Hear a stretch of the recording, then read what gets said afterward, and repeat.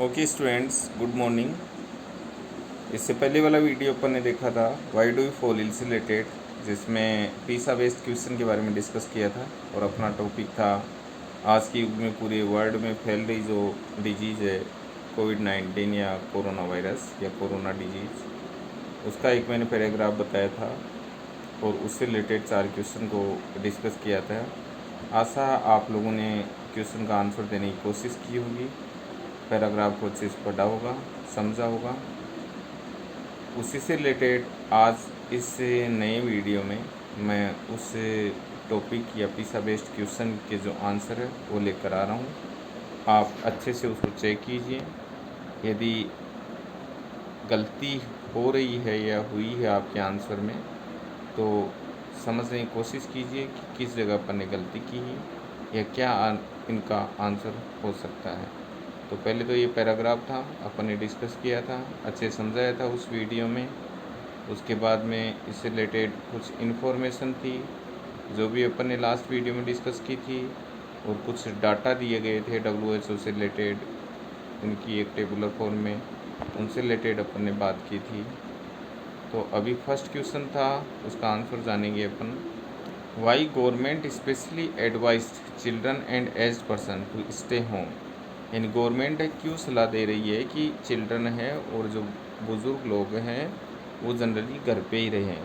ऐसा आप लोगों ने अच्छे से क्वेश्चन दिया होगा, आंसर दिया होगा इसका एग्जैक्ट आंसर अपन देखें तो उसकी बात करें अपन, तो जो आंसर होगा वो होगा because the chance of spreading कोविड-19 ड्यू टू वीक इम्यूनिटी।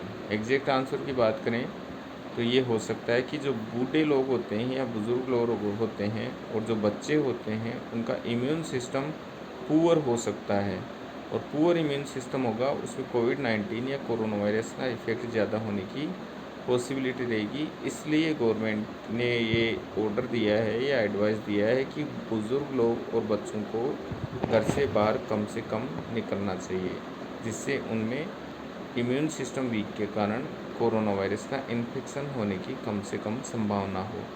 इसके अलावा भी कुछ कोरिलेटेड आंसर हो सकते हैं। ऐसा भी हो सकता है कि due to spreading of corona virus, या कोरोना वायरस बचने के लिए प्रोटेक्शन या prevention to the corona disease, यानी उनमें ये ऐसा आंसर होगा तो आपको पार्शियल क्रेडिट मिल सकता है। इसमें इट मीन्स 2 नंबर का आंसर होगा तो उसमें 1 मिल सकता है, और ये नो क्रेडिट होगा, कोई भी आंसर इनसे रिलेटेड कोरिलेटेड होगा तो उसमें कोई भी आंसर में आपको मार्क्स नहीं मिलेंगे। तो कोरिलेटेड आंसर होना चाहिए। यदि सेम एग्जैक्ट आंसर है तो फुल क्रेडिट, यदि इससे मिलता जुलता आंसर है तो आपको हाफ मार्क्स मिल सकते हैं, यानी 2 नंबर का क्वेश्चन होगा तो उसमें 1 मार्क्स मिलेंगे।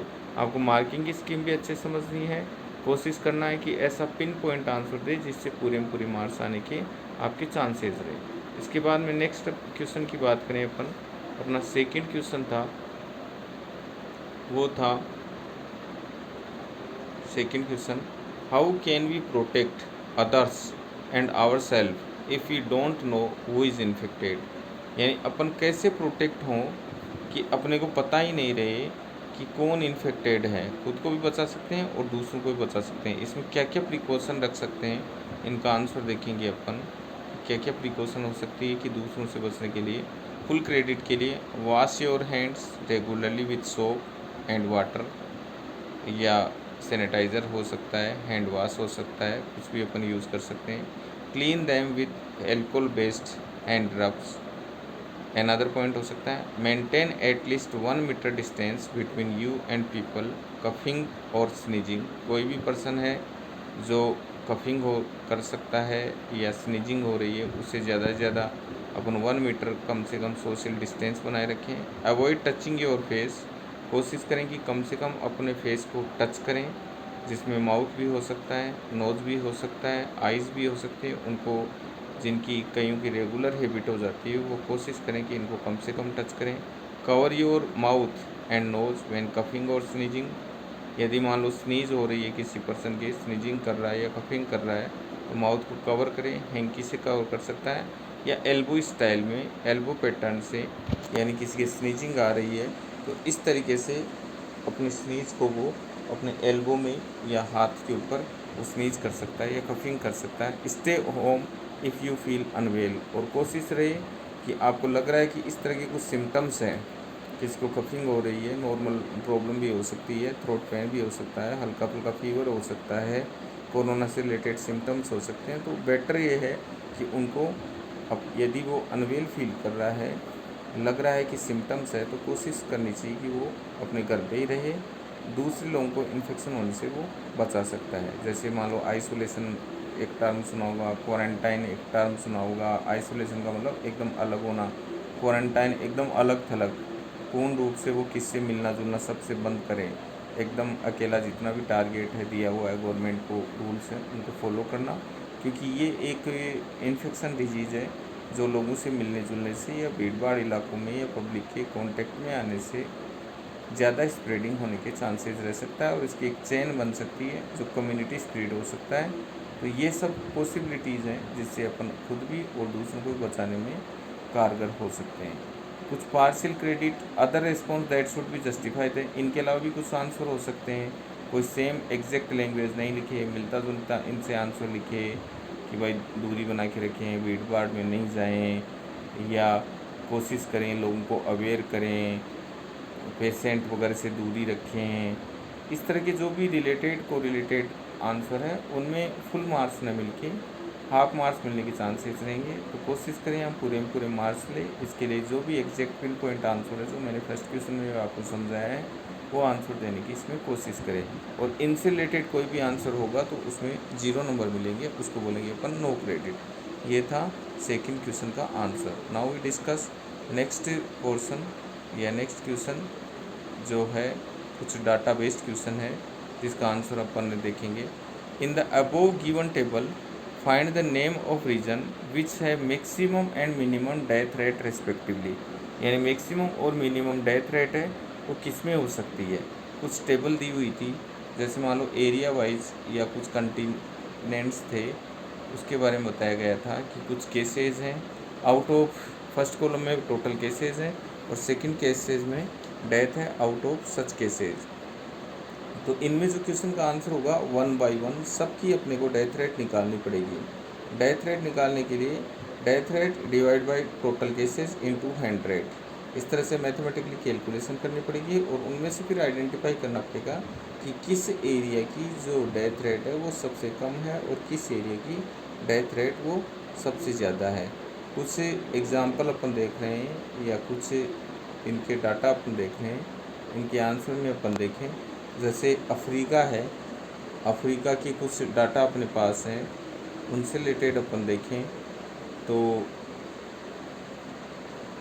इसमें 1275 आउट ऑफ 37,717 डेथ रेट हुई 3.38। Same thing America, exact data divide by total cases and into 100, that is the death rate of America. Next third point था अपना, उसकी आई 3.62। फोर्थ जो एरिया था उसकी आई 9.19। फिफ्थ जो एरियाज था उसकी आई 3.56 एंड लास्ट जो एरिया था वेस्टर्न पैसिफिक उसकी आई 4.06। और इसको कैलकुलेट कैसे किया अपने, कैलकुलेट किया total death divide by total cases into 100, और उसके बाद में जो एग्जैक्ट वैल्यू निकली उनमें से आपको देखना है मिनिमम किसकी है और मैक्सिमम किसकी है। यही अपना क्वेश्चन था। इस क्वेश्चन को अपन दोबारा से अपन देखें तो यही क्वेश्चन अपने को बताया हुआ था कि कौन सी डेथ रेट सबसे ज़्यादा है और किसकी डेथ रेट सबसे कम थी। How can in the above given table find the name of region which have maximum and which have minimum death rate respectively। तो minimum and maximum death rate की बात करें तो आपको इस टेबल में जो डाटा है उसके बेस पे देना पड़ेगा answer. This one is the minimum, that is the minimum, it means answer of minimum that is the Africa and how much 3.38 and maximum that is the answer of maximum death rate that is 9.19। तो answer होगा Africa and Europe, exact answer 3.38 and 9.19। तो that is the answer of third question. तो इस तरीके से ये third question का answer अपने को मिला है। आपके क्वेश्चन के आंसर में भी ये मिलेगा आपको full credit. Maximum death rate Europe that is 9.19 and minimum death rate that is Africa. इसमें न तो पार्शियल क्रेडिट होगा क्योंकि इसमें एग्जैक्ट या कोरिलेटेड कोई आंसर ही नहीं होगा, एग्जैक्ट डाटा आना है। डाटा भी नहीं आए तो कम से कम उसके एरियाज़ के नाम आने हैं, तो उसमें कोरिलेटेड कोई आंसर नहीं होगा। यदि आंसर होगा तो फुल होगा, अदरवाइज इसमें नो क्रेडिट मिलेगा। इसके बाद में क्वेश्चन नंबर 4 है जो एक टेबुलर फॉर्म में दिया हुआ है। इसमें आपको आइडेंटिफाई करना है। Identify the following disease which are caused by virus yes और नो इन ईच केसेज। आपको आइडेंटिफाई करना है कौन सी डिजीज़ होती है वो वायरस से होती है और कौन सी डिजीज़ होती है जो वायरस से नहीं होती। ओनली यस और नो मैनर में आपको आंसर देना है। तो जैसे फॉर एग्जांपल ट्यूबरकुलोसिस, टीबी, वो एक बैक्टीरियल डिजीज़ है जिसको माइक्रोबैक्टीरियम ट्यूबरकुलोसिस बैक्टीरिया का नाम है। एड्स के बारे तो इसका फर्स्ट का आंसर आएगा आपका yes, like that, this one is the answer, sorry no, that is the bacterial. Now second जो डिजीज़ थी that is also example rubella, sorry AIDS, that is yes, rubella also yes, and typhoid also no. First and last disease are spread from bacteria, so first and last option that is no, and second and third answer that is the yes. It means rubella and AIDS are spread from viral. So this is about answer of question number 4। First में no, second में yes, third में yes and fourth में no, that is answer. तो ये था corona से related question जो पहले वीडियो में डिस्कस किए थे और उसके आंसर। इसके बाद में इसी वीडियो में अपन आगे देखते हैं जो why do you fall ill जो पॉइंट था उससे रिलेटेड कुछ पोर्शन बचा हुआ है, इसको अपन आगे करते हैं। तो अभी मैं next PPT why do you fall ill से रिलेटेड लेके जा रहा हूँ, तो उसको कंटिन्यू करेंगे अपन। तो इसी टॉपिक में why do you fall ill में कुछ अपन फिगर्स देखेंगे, कुछ पॉइंट्स है उनका अगेन अपन रिवाइज करेंगे। Why do you fall ill chapter का नाम है। इसमें जनरली अपन इंट्रोडक्शन देख ही चुके थे, हेल्थ के बारे में मीनिंग बताई चुकी थी आपको, कम्प्लीटली अपन बताई चुके हैं। Health can be defined as a state of complete physical, mental and social wellbeings. हर तरीके से आदमी को कंप्लीट रूप से होना चाहिए। कौन कौन सी फैक्टर्स है जो अपने को अच्छी हेल्थ के लिए कर सकती है, गुड हेल्थ के लिए? न्यूट्रिशन डाइट होना चाहिए, फिजिकल एक्सरसाइज होना चाहिए, योगा होना चाहिए, क्योंकि 21 जून को वर्ल्ड या इंटरनेशनल योगा डे के रूप में मनाया जा गया था। तो योगा भी अपने आप में एक महत्वपूर्ण भूमिका प्ले करता है। इसके अलावा गुड न्यूट्रिशनल डाइट होना चाहिए, स्ट्रेस मैनेजमेंट की बात होनी चाहिए कि स्ट्रेस नहीं होना चाहिए, गुड डाइट होना चाहिए, एक्सरसाइज होना चाहिए, फैमिली एंड फ्रेंड्स होना चाहिए, दैट इज़ इम्पोर्टेंट। आपके अच्छे फ्रेंड्स होना चाहिए जो आपकी हर टेंशन को, स्ट्रेस को, आपकी हर प्रॉब्लम को दूर कर सके। और स्लीप यानी अच्छे से नींद होनी चाहिए। स्टूडेंट्स लाइफ में भी नींद लेना ज़रूरी है, नींद ज़रूरी है उसके लिए, अच्छी हेल्थ के लिए। तो उससे टायर्डनेस दूर होगी, मानसिक रूप से स्ट्रेस आपका कम होगा, तो वो भी एक कंपलसरी है। तो ये कुछ पॉइंट है जो आप नोट डाउन कर सकते हो जो एक अच्छी हेल्थ के लिए।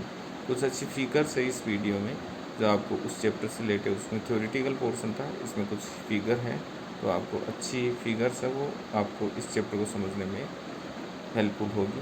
तो इसी फिगर्स के लिए मैं इस चैप्टर को अगेन से आपको रिवाइज कर रहा हूँ।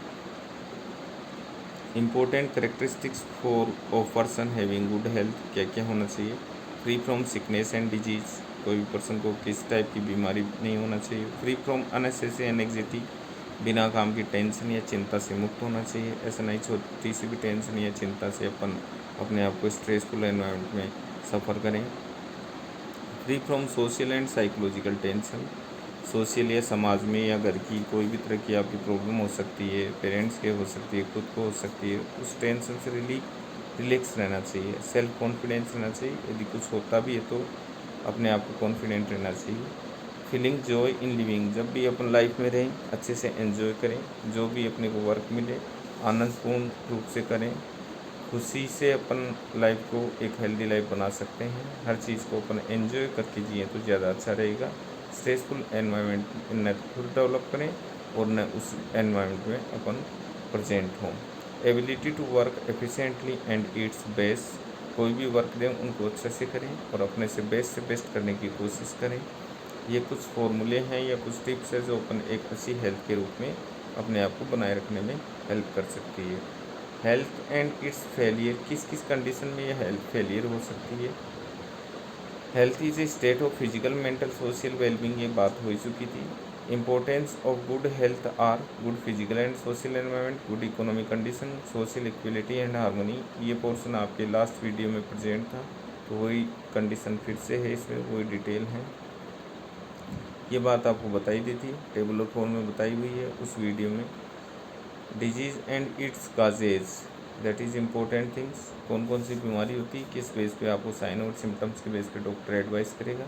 When a person is affected by a disease, either the normal functioning or the appearance of one or more system of the body change for the worse, the change give rise to sign of the disease called symptoms. यानी कोई भी disease है उसके base पे sign और symptoms आएंगे तो वो अपने आप में सिम्टम्स को प्ले करेगा या सिम्टम्स दिखाई देंगे कोई भी बॉडी में चेंज होना। On the basis of the symptoms the physician look for the sign of a particular disease and conduct test to confirm, कि डॉक्टर उसको साइन के बेस पे उसको डायग्नोस करेगा किस तरह का सिम्टम्स है, किस तरह के साइन है। यदि मान लो साइन सिम्टम्स को डायग्नोस कर पाता है तो इजीली वो ट्रीटमेंट देगा, फिर भी नहीं करेगा तो उसके लिए टेस्ट करेगा और उसकी रिपोर्ट के बेस पर उसका ट्रीटमेंट करेगा। ये पोर्शन भी अपन पढ़ चुके हैं। डिजीज़ के 4 पोर्शन बताए थे आपको, एक्यूट, क्रोनिक, नॉन इन्फेक्शस या नॉन कम्युनिकेबल डिजीज़, इन्फेक्शस या कम्युनिकेबल डिजीज़। एक्यूट बताई थी आपको, शॉर्ट टाइम के लिए होती है, कफ कोल्ड है या वायरल फीवर है, कॉमन कोल्ड है, जो शॉर्ट टाइम ज़्यादा हार्मफुल नहीं होती। एक और भी कई एग्जाम्पल है, फीवर है उसमें सडन सिम्टम हो सकती है, ट्रेडनेस हो सकती है, चिल्स हो सकती है, ठंड लग सकती है, एकेज हो सकती है, यानी पेनिक हो सकता है, पेनफुल हो सकता है, हाई टेम्परेचर हो सकता है। These are the common symptoms, that is the example of acute. Typhoid, that is also acute, not a chronic, कोई भी रीजन से ट्रांसफॉर्म हो सकती है। क्रोनिक में लंबे टाइम तक चलने वाली, that is the elephantiasis, Wuchereria bancrofti, the best example of just in legs look like as a elephant, यानी लेग्स होते हैं मोटे हो जाते हैं, अपने बॉडी का लिम्फेटिक सिस्टम होता है वो इसको इफेक्ट करता है।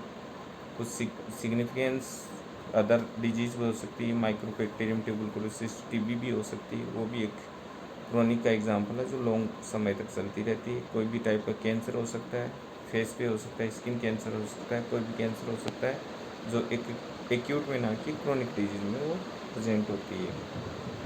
कुछ एग्जाम्पल है आपके इसमें, these are the common example, इसमें से अपन आइडेंटिफाई कर सकते हैं कौन सी एक्यूट है कौन सी क्रोनिक है। जो लंबे टाइम तक चलने वाली होगी वो क्रोनिक होगी, शॉर्ट पीरियड तक चलने वाली होगी वो एक्यूट होगी, लंबे टाइम तक चलने वाली क्रोनिक होगी। सेम थिंग नॉन इन्फेक्शस या नॉन कम्युनिकेबल, मैक्सिमम जो विटामिन डिफिशिएंसी डिजीज़ है वो नॉन इन्फेक्शस है, जो वन पर्सन से अनदर पर्सन में स्प्रेड नहीं होती। कुछ एग्जाम्पल है, दीज आर इन्फेक्शस डिजीज़, जो कोई ना कोई वेक्टर के थ्रू इन्फेक्टेड होगी, उनके कुछ एग्जाम्पल दिए हुए हैं। ये सारी बातें जस्ट रिवाइज कर रहा हूँ इसके रूप में, ये आपके पहले वाले वीडियो था उसमें दिखाया गया है, बट इसमें कुछ फिगर है, कुछ डायग्राम है जो आपको समझने में ईजी होंगे, इसलिए ये वापस इस चैप्टर को रिवाइज किया गया। बहुत से स्टूडेंट्स थे उनको अच्छे से ये हो सकता है वो वीडियो समझ नहीं पाए होंगे या देख नहीं पाए होंगे, तो फिर से ये वीडियो है उसी चैप्टर को मेंशन कर रहा है, तो अच्छे से समझने की कोशिश कीजिएगा और साथ साथ नोट्स भी आप बनाते रहिए या कॉपी में डिक्टेट करते रहिए। These are the very important things related to the viral bacteria fungi disease. Virus से होने वाली डिजीज़ हैं, उनके कुछ एग्जांपल्स हैं।